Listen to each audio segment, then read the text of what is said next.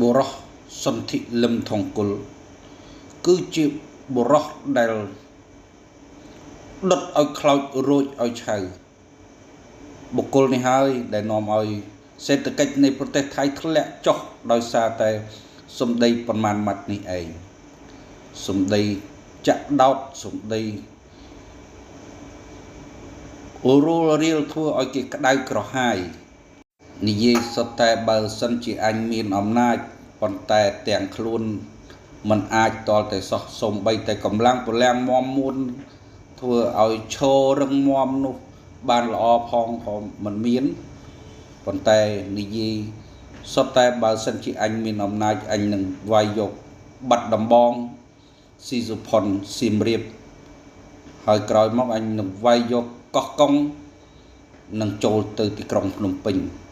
ប៉ុន្តែខ្ញុំសូមបញ្ជាក់ទៅលឹមថងគុលថាអ្នកមិនអាចឡើយសូម្បីតែដីក្បែរប្រាសាទព្រះវិហារនោះក៏មិនអាចដែរខ្ញុំសូមបញ្ជាក់ប្រាប់អ្នកម្ដងហើយម្ដងទៀតថាអ្នកមិនអាច